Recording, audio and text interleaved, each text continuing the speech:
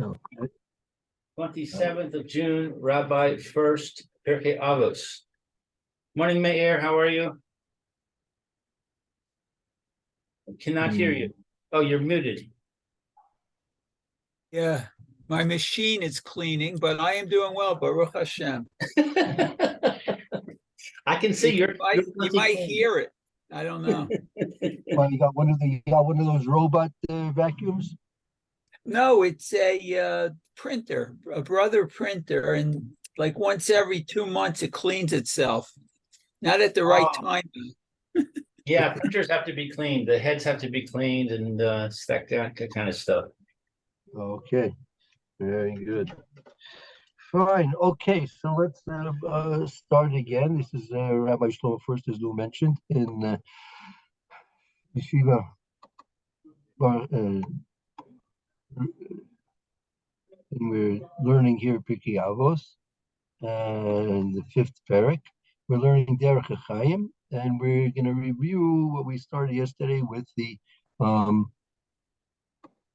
fourth paragraph.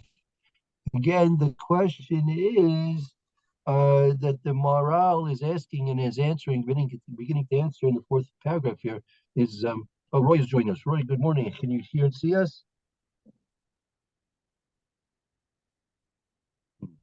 Okay. Morning, Roy. He's muted. Yeah, I see he's muted. Roy, you're muted if you want to talk to us and let us hear you. Okay. So in paragraph number 4, the Maharal is beginning to answer to the question, what's the connection between Kol HaMazakeh Rabim Ein Chet Liyado? Why, from the fact that a person's benefiting the Rabbim and helping them do mitzvahs and learn Torah, how should that and logically save him from sin? Why should there be a connection between him causing other people to do mitzvahs and learn Torah, and he himself will be saved from sin? So that's what we're coming to answer here. So that's the Maharal's approach here in paragraph number 4. Right. Okay. Mayor or Lou, who would like to begin to read? Any volunteers? I volunteer. Okay. Very good. Ulefichach amar shekol hamizacha es harabim ein chet ba al yado. Therefore, it says that anyone who benefits the public.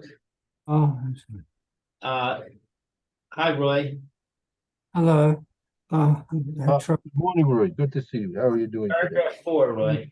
I might have to come up and down a bit because we've got a new cleaner sort of. How did your appointment go? How's your headache? I'm fine so far, so good. Baruch Hashem, Baruch Hashem. All right. Anyway. All right. So, therefore, anyone who benefits the public, sin does not come through his hand. Ki harabim hein klau aleph. Because the public is one group. Ve'ein shanui lidavar hazeh. And there's no changing this thing. Right, because as we said yesterday, the group as a category, right, has basic properties, by which gives it its uniqueness and individuality. So for the group to remain a group, it has to maintain its basic properties. So those things are unchangeable. In contrast, as we'll see, the individuals of their particular group, they can perhaps change, but the group itself as a group does not change. Hi hashenui hu ledavar mitzad prati, because change is something from the perspective of specifics. Prati from let's call it the individual here. the individual. The change is going to be seen in the individual, but the change will not take place in the group. Ah, I see. The individual. Aval haklalim aim omdim velo shayich bezeh ashtanos hishtanos sheharei lefanecha ki hapratim mikablim shenui utemura v'haklal hu omed the netzach. But the group, they are established, and it's not proper for them to change. That that now before them, before you, the necha, before you, since you're individuals, since individuals receive change, what is this tamura? Tamura is like to exchange or or will so it's a kia prati mekabling shinui with tamura. The individuals will accept change and transformation. And transformation, okay.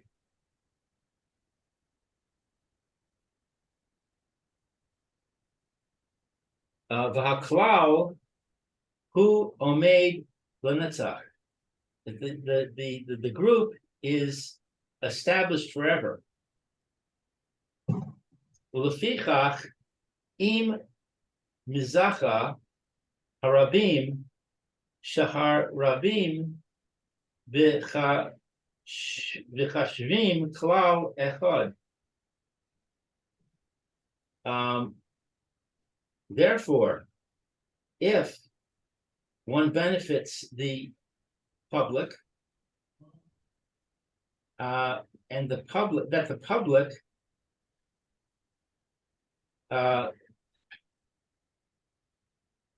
nechshavim, is that like choshev to think? They're considered, right? Considered, they're considered one group.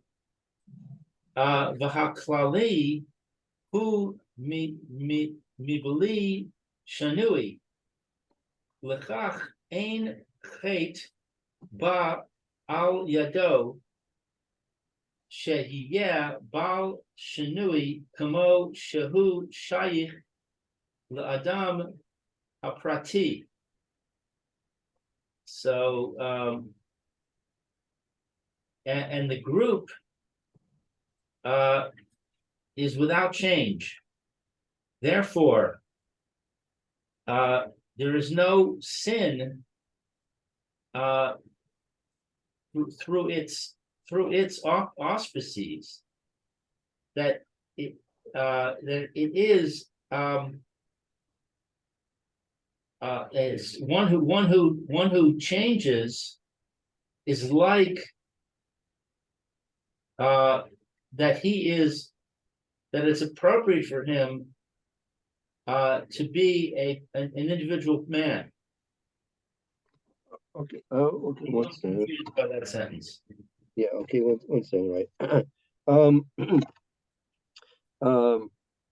Right.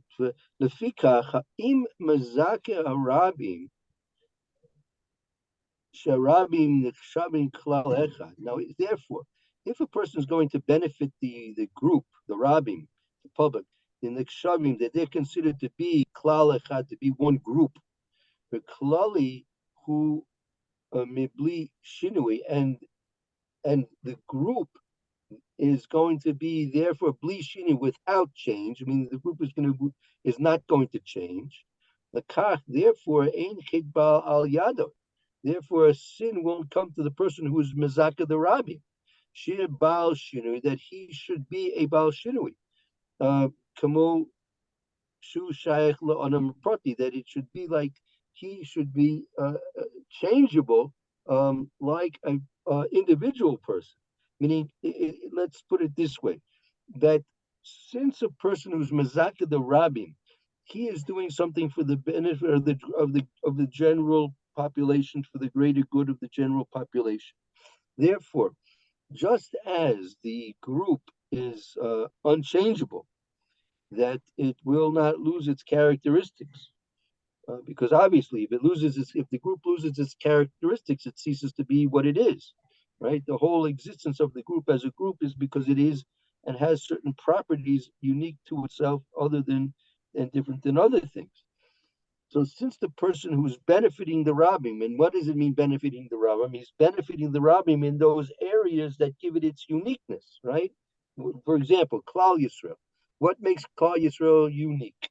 So we're unique that we have Torah and we have mitzvahs, right? So therefore, a person is going to benefit the rabbim by strengthening Klal Yisrael with Torah and mitzvahs individually, and therefore, what he's doing, he's strengthening the basic properties which give the Klal, the Hainu, that is Klal Yisrael, its existence as a separate and different entity. So therefore, since he's giving strength to those properties which give Klal Yisrael its existence as a unique entity, which is unchangeable, so therefore, a chet will not come to such a person, because he is now in a level of supporting and maintaining the group, which is beyond shinui, it's beyond change. So therefore, since he's becoming part of that group in terms of maintaining its properties, he will also become and be beyond change, which is taking place through Hasa Sholem, a sin. Does it make sense? I hear what you say. I hear what you're saying. The problem I'm having is I don't understand this concept of the group being beyond change. Well, okay, that was the example I gave yesterday. As I said yesterday, Roy wasn't with us yesterday, so I'll repeat it again to clarify things, and also that Roy should hear this as well. Like we said, we have the periodic table of elements, right? Each of the how many they have, over 100. How many elements did they discover these days? How many, holding by 120 or something like that? I think so. Not sure. Okay, so around there, give or take. If one's missing, they lived thousands of years without discovering it, so it's be just as well if they never discovered it in any event. So, but anyway, each one of these elements of the table of elements is unique of itself. Mercury has certain properties which make it mercury. Oxygen has certain properties which makes it oxygen, right? All the different elements are specific to themselves. They may have certain things in common which break things down into various different classes, gases, solids, right, liquids, and they may have different other categorizations, but each element, to be an element, has to have certain properties, right? And if it loses those properties, if those properties change, it ceases to be that element. It'll be transmuted into something else, right? So it has to maintain those properties for it to be considered to be that entity of being a separate element, right? Now, however, if you can take samples of those elements and you can change them and you can transmute them into different combinations of elements, or you can change them from one to the next, perhaps, whatever. I'm not sure. I never was very good in chemistry, but the properties of each group, of each element, have to remain unique to that group. right? So therefore, Klal Yisrael, in the same way, Klal Yisrael exists as Klal Yisrael because it has certain properties, right, which maintain its identity and existence as individual entity. And if a person is going to strengthen those properties, so he'll now become a entity which is associated with the group rather than an entity which is associated with individuals. Individuals can change, just like you can take a sample of gold. You can take a sample of gold, one particular sample of gold, right? And you can change it into something else, whatever. I don't know how you do it. Whatever you do, you do. And if you do it, it'll change from gold into something else. But the group of the element of known to be gold, that and its properties do not change. Otherwise, if you change the properties, then it's going to change the whole classification of where and what it should be. So what you're saying is you take some gold and it's raw gold, and then you make it into a jewel, some sort of fashionable jewel. It's still gold, but now it's changed a bit. Right, you could do that. That's one way of a change, but you could also in some way maybe molecular structure in some way. I'm not sure how they may do it. They may be able to do it, but nevertheless, but when they change it to that extent, it ceases to be gold and it turns itself into something else. Right? Ice and water, I suppose. Excuse me? Ice and water. Yeah. Right. Good. I mean, so I think that I'm sorry, Yosef. I'm sorry, Rabbi. I'm still not following, because I'm saying to myself, if you have a society, you can affect that society. You can change that society. If you benefit the society economically, you can change the nature of the way that society works. And you know, I'm studying. I'm learning about right now about the Caribbean, and how the history of the Caribbean, and how the nature of the societies on the different islands changed over time. The politics changed, the morality changed, because different countries came in and they colonized, and they made wars, and they imposed governmental systems or whatever, and those societies changed. So I'm not really following what we're saying. because in those cases they're not those those things, they're not really groups. They're not really groups. You could call them a society, a conglomeration of people, even if they may have the same background, but they're not really a cohesive group. Not like the Klal Yisrael. Klal Yisrael, there's a cohesion, there's an external cohesion that maintains Klal Yisrael's entity as being unique, right? Which is basically the Torah. The Torah is the external infrastructure and structure of Klal Yisrael. The properties of Klal Yisrael are dictated to us by the Torah. So it can like DNA. You can take DNA, right? So when you change the DNA, you change the structure of the organism, right? Yeah. Right. But the DNA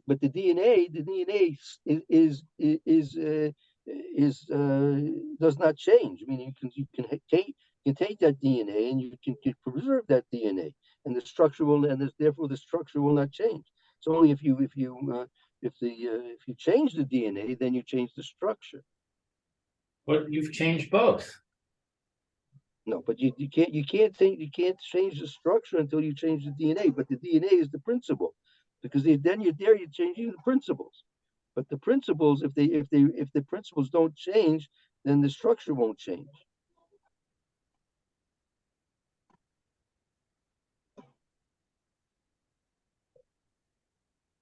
I'm not really clear on this. I mean, if a person benefits the Rabbim, he's a philanthropist. And he he supports the yeshivas. And now we're saying that he's become part of this the society, and therefore he doesn't change because they don't change. I No, don't, no, no, it's not. It's not. No, no. That's I don't. That's not correct. It's not that he's becoming part of the society. Again, it's talking about that. We're talking about the group now. A society. I think there's a mistake here, because when you, for example, your example of the people that live in the islands in the Caribbean. See, they're not really societies in terms of what we're talking about over here. The groupings that we're talking over here, the groupings are maintained by various different things which are inviolable, I mean unchangeable. Those societies, see, when you're in your history lessons that you're looking through the Caribbean history there, those peoples are guided by basically three principles: kina taiva v'kavod, right? So those things, those tina kind of cover those things. If you change the ability of them to fulfill their desires for kina type of a covered, you'll change their structure, their society will change, right? But because there's nothing which is inherently um, permanent in those things. It's simply a desire for kina, a desire for covered, a desire for kina type of a covered. But those things are going to be variables. They're not going to be anything which is a constant. What we're talking about here is the group. You have a group. For example, we're talking about Klal Yisrael.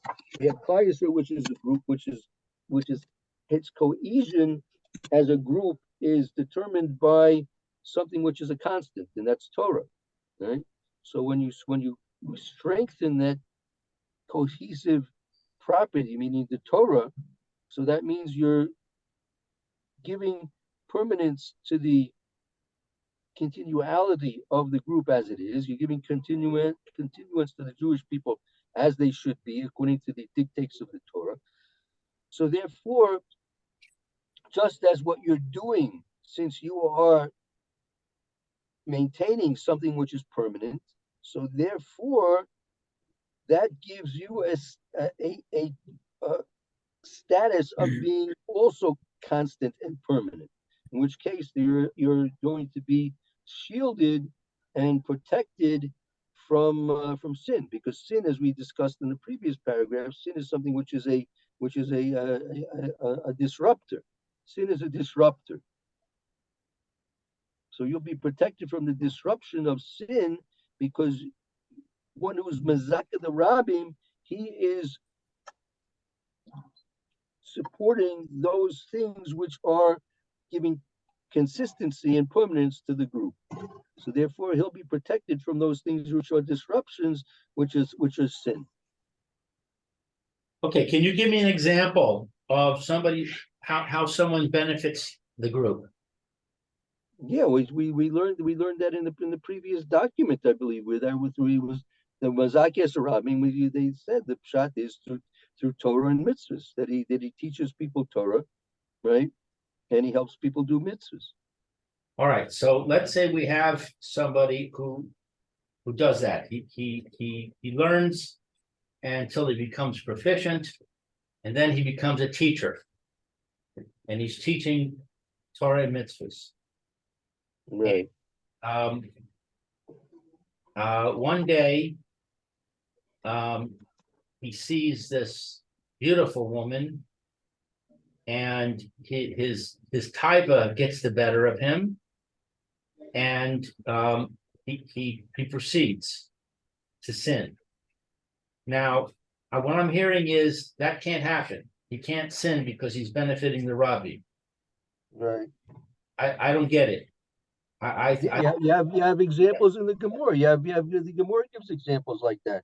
You have examples where there was a certain opportunity for one of the Tanoim of the Amorim to sin, and in the end, he was protected from sinning. He was actually actually protected from sinning. Don't we also have examples in the Gemara where somebody who was in some ways benefiting the Rabbim, like you're saying, and he sinned? I don't know. I'm gonna have to check and see. I'm not sure. I mean, just use the example of the Mishnah. We're dealing with the Mishnah. Moshe Rabbeinu. You have Moshe Rabbeinu. He was Zakes Rabbi, and he didn't come to sin. It says he was protected from sin. Now you have examples where Moshe Rabbeinu did in fact had this last week's partial with the seller with the stone, that in some way, some very very particular way, unique to Moshe Rabbeinu himself, that's considered a sin. Right? Right. So how can that be? So they go to there are explanations for that. That was a sin having to do with Kiddush Hashem. Kiddush Hashem, that's also related to the group, as Hashem wanted there should be a Kiddush Shemayim amongst the group of Klal Yisrael. So in some slight way, that's really very difficult for us to really try and find and pinpoint the exact error that Moshe Rabbeinu meant and did, but nevertheless there was some type of an error there. But it's almost impossible for anybody to say that this is this was the error that Moshe Rabbeinu made. But in terms of Kadosh Baruch Hu's judgments, say he was judged to be in error. Yeah.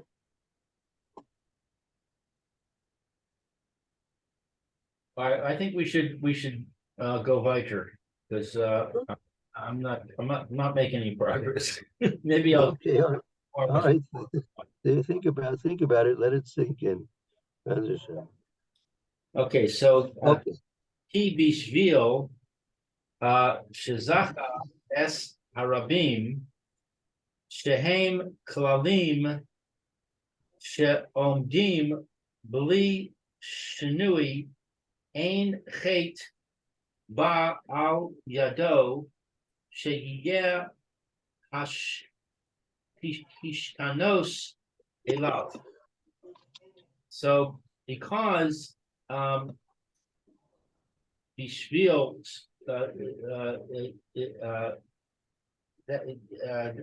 given that he merited the public, and they are a group that are established without change, sin. Yeah, I think it's a little bit different. As he's saying is shehem klalim she'oimdim bli shinu. I mean, since he's benefiting the group, which they are guided by principles which are established principles without change, because he's benefiting the Rabbim, which exists by principles that exist constantly without change. Okay, sin does not come through his hand, that it is Ishtanos. I don't remember what Ishtanos is. Ishtanos is that it should be changeable. That ain chet ba'al yado she hashtanos elav. That the sin will not come to his hands, that he should be changed by it. Ishtanos elav. That he should be changed by it. That he should be changed by the sin.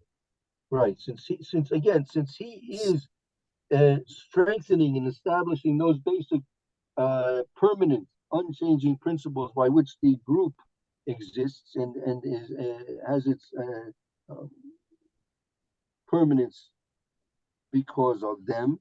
Since he's strengthening those things, he himself is protected from anything that would change him.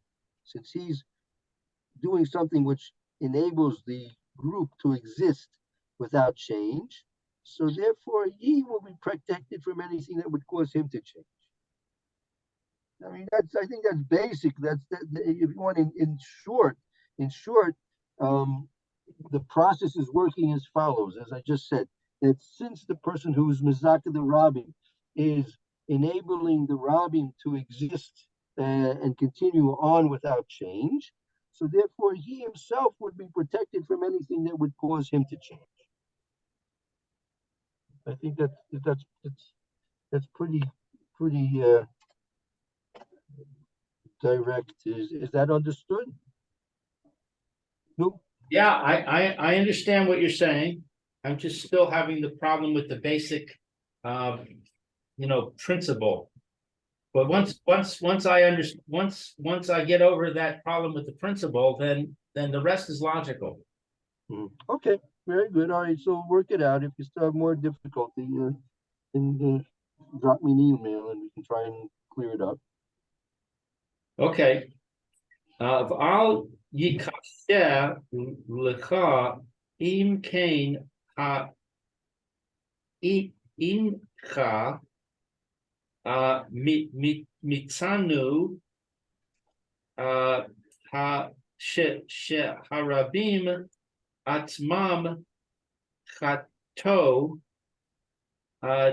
dikasiv asher chet v'asher hachate. So the El Yikasheh. Yikasheh is a question or is it difficulty? Ayikasher, don't ask. Ayikasher, don't ask. Don't ask for yourself. If so, what is this hayech? How could it be? How could it be? How could it be mitzanu that we find? Yes, very good, right? We find Sheharabim atzmam, that the public themselves chato sin, dichsiv, as it is written, asher hate, that sinned, asher hachate, and they caused sin. so one second, we're gonna have to see the pasuk here. 1 second to understand this clearly better. Well, let's see if we look in the pasuk. I'll try and locate it for you. And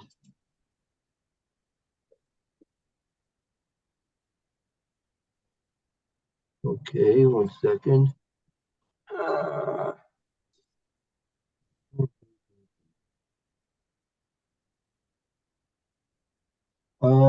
Asher chata. 1 second. I'm going to find this pasuk where this is.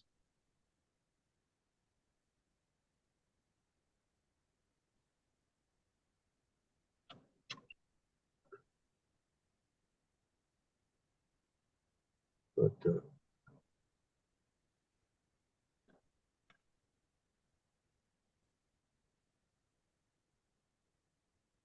okay, let's see here. In what are you looking, or is it? We're going to be looking in Chumash. This should be a pasuk in Chumash. I just have to find it. There. Let's see. A lot of. Are you making a phrase search or what? Yes, exactly. This is a pasuk. He's quoting the pasuk. Yes.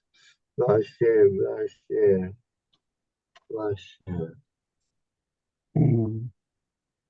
Okay. Yeah. Oh, so interesting. It's not Chumash. It's a pasuk relating to Yerovam. Yeah. Okay. Fine.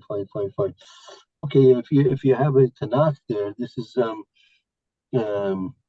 pasuk which is referring to Yerovam himself. It's in Malachim Aleph, Perik Yud Daled, pasuk Tes Zayin. Just write that down. If you have a hard copy that we're working with, write that down.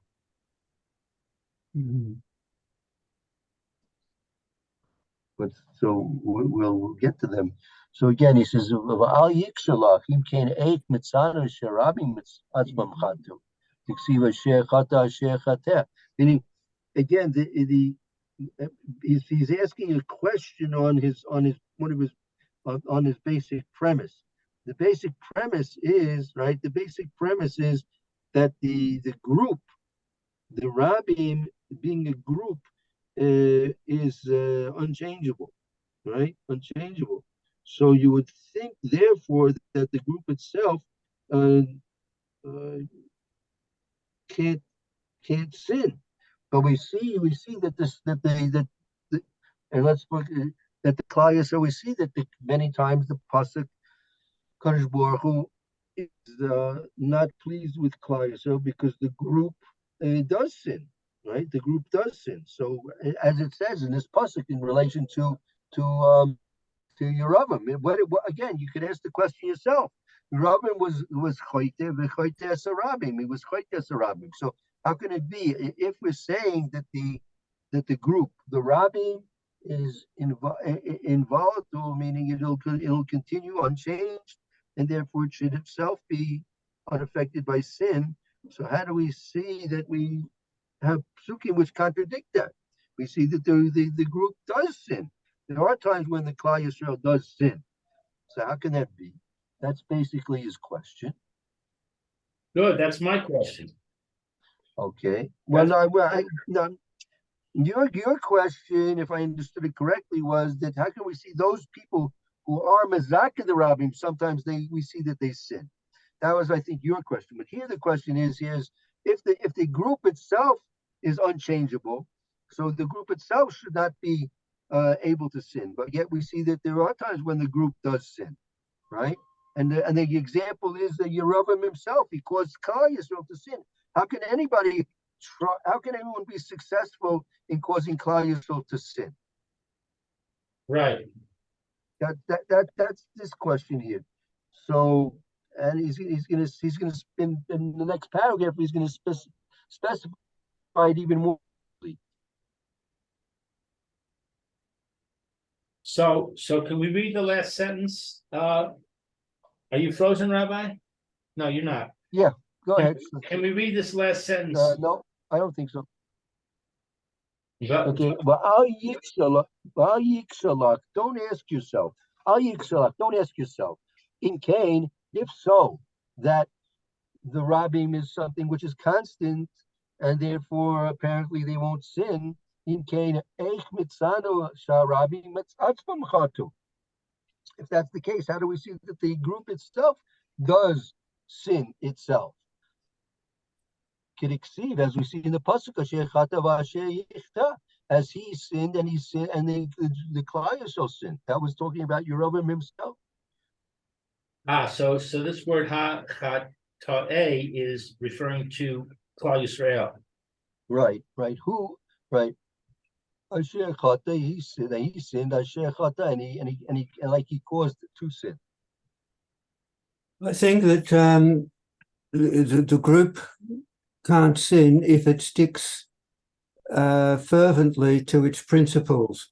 But once they start eroding, then the group, while it's still the same group and hasn't done much erosion, once it lays open the path to sin, it can sin and doesn't become the group anymore.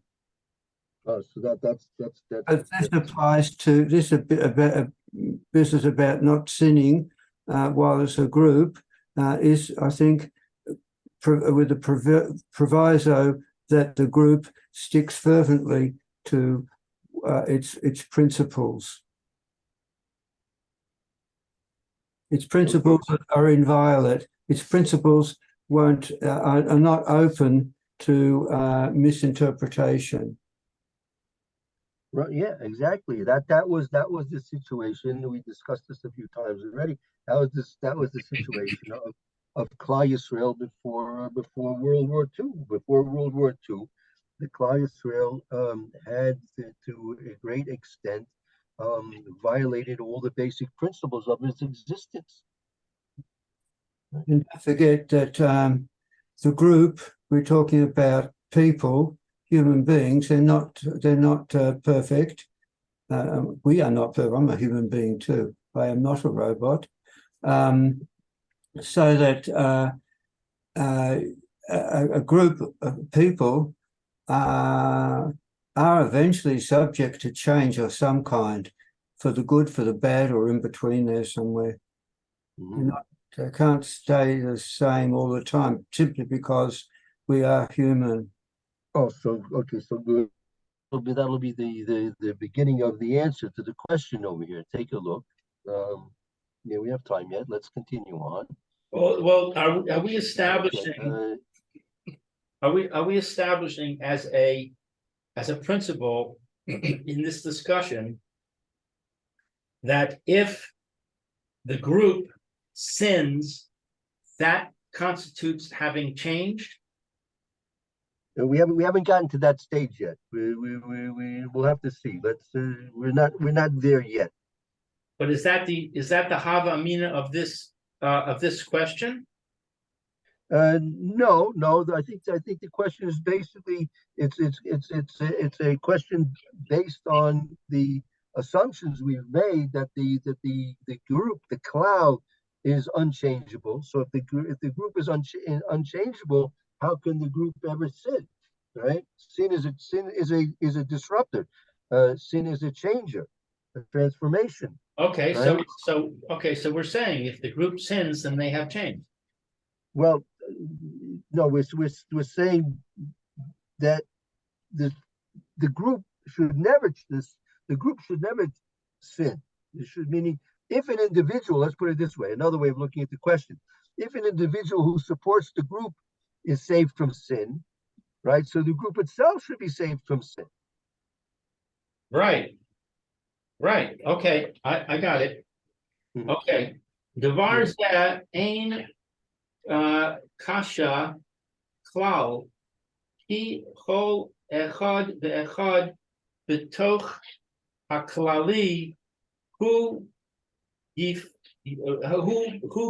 prati bifnei atzmo. So this thing is not a question at all, because each and every one within the group is an individual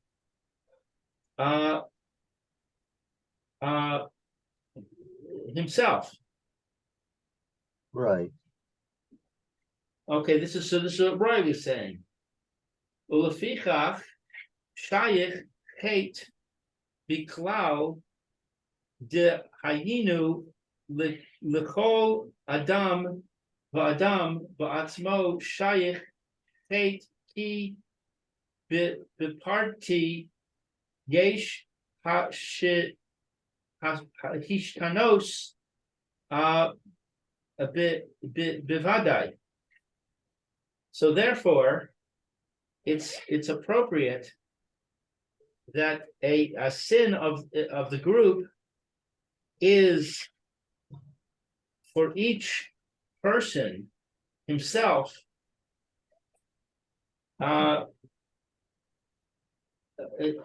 appropriate that he sinned, since he's an individual. There is a changeableness for certain he can change. Yeah, so that's pretty good. It says the ein kashakal. This is not a question at all. Why? Key, because kol eked ve'eked betoch klali hu prat b'fnei atzmo. That each and every individual within the group is a individual unto himself. The fikach, therefore, shayech chet bichlal. Therefore, it's possible sin in general. That is, for each and every individual person, it is possible that there should be sin. Because in the details there is definitely changed. It can definitely be changed within the individuals. Meaning, again, going back to the again, you take gold, right? Gold. So gold as an element, right? It must maintain, right? Gold must maintain all those properties that define it as being gold. Otherwise, it ceases to be gold, right? But you can take any individual atom of gold and you can change it in some way or another, however they do it, into something else. Even if you would take all the atoms of gold in the whole universe, if you take all the atoms of gold in the whole universe, right, and change it into something, right, else, you would still have gold as an element. And maybe it would not exist as an element anymore. Shem would have to recreate it in some way or another if he wanted more gold in the world. But it exists independent from its individual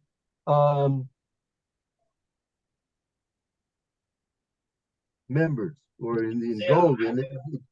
I would say Adarabba. I would say if you take all the gold and you use nuclear methods to change every single atom from gold to something else, let's say to lead. So now you have no more gold in the universe. Then I would say you have changed the periodic table. Well, again, it's still gold, still would exist if you had the ability to recreate gold with its basic principles, whatever the amount of electrons and I forgot all that stuff, the neutrons and the electrons they've had, all those things, charges and everything, particles, whatever they've got there in terms of how they understand things. If you would now recreate that somehow, so you would now have gold again, because those basic principles define gold as what it is. Right. Just like a DNA defines an organism as what it is. Right, but what I'm saying is by changing all those atoms of gold into lead, you've changed the periodic table. Now, if you create a new gold atom, you've once again changed the periodic table. Well, I mean, maybe, like you could take organism. Let's say a certain organism became extinct, right? Let's say zebras become extinct, right? Right. So zebras no longer exist, right? Right. Excuse me, I'm going now, so Okay, we've gone over time. Yeah. Okay, yeah, we've gone late. All right, Yeah, well, right, have a good afternoon. don't do anything to the gold when needed.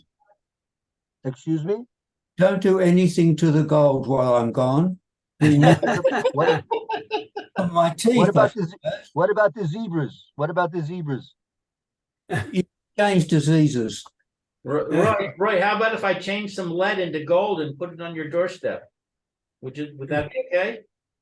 Yeah, all right. Okay.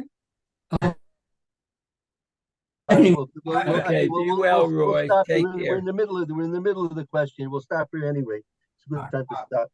So yeah, we'll continue on this discussion. It's a basic point that we're dealing with over here. So we'll see how the morale is going to guide us through this. Hashem. Okay, thank you, Rabbi.